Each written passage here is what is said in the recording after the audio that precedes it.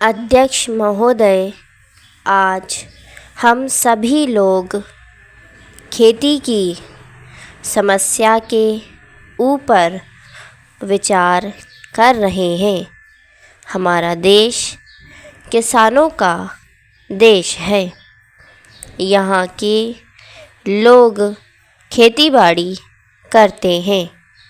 आज़ादी से पहले हम करोड़ों रुपए का अनाज देश के बाहर भेजते थे, लेकिन दूसरी लड़ाई के बाद हमारा देश अन्न के मामले में दूसरों पर निर्भर हो गया। देश में अन्न की बहुत कमी हो गई है। जब पहली लड़ाई हुई थी उस समय अन्न काफ़ी सस्ता था। दूसरी लड़ाई के बाद हमारे देश में अनाज काफ़ी महंगा हो गया। उस समय सरकार ने खेती की और पूरा ध्यान नहीं दिया। पहले हमारे देश के बाज़ारों में लाखों मन गल्ला पड़ा रहता था। इस तरह से करोड़ों मन गल्ला हमारे देश में जमा रहता था और देश के लोग बड़े आराम से रहते थे। उस समय गेहूँ बहुत सस्ता था, लेकिन आज आप देखें कि गेहूँ काफ़ी महंगा हो गया है। हमें इस बात पर विचार करना है कि हमारे देश में यह हालत क्यों पैदा हुई है। हमने पंचवर्षीय योजनाओं का सिलसिला बनाया, लेकिन खेती पर हमको जितना ध्यान देना चाहिए था उतना ध्यान हमने नहीं दिया। हमने उद्योग धंधों पर काफ़ी ध्यान दिया, लेकिन खेती में हमारे देश ने कोई उन्नति नहीं की। हमारी खेती की पैदावार कम होती गई।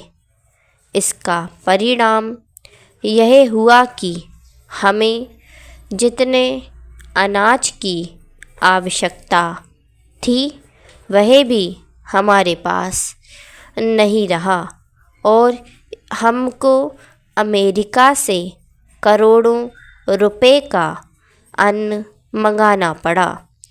यह हमारे देश के लिए बड़े शर्म की बात है। हमको दूसरों से मांगना पड़े और यह हमारे लिए दुख की बात होनी चाहिए। हम दूसरों से खाने के लिए अन्न मांगें। इससे बढ़कर हमारे लिए शर्म की बात और क्या हो सकती है। 2 साल पहले वर्षा नहीं हुई और तब खेती की हालत बहुत खराब हो गई थी। अभी इस तरफ ध्यान दिया गया और वर्षा भी अच्छी हो गई। इसका नतीजा यह हुआ कि हमारे देश में काफ़ी गल्ला पैदा हुआ। अब कुछ आशा बंधी और मंत्री महोदय इस ओर ध्यान दे रहे हैं। ऐसा मेरा ख़याल है कि ज़्यादा से ज़्यादा पानी का इंतज़ाम हो, बीज का इंतज़ाम हो, खाद का इंतजाम हो और लोगों को कर्ज मिले ताकि वे अच्छी फसल पैदा कर सकें। ऐसा करने से ही देश की उन्नति होगी और किसान सुखी रह सकेगा।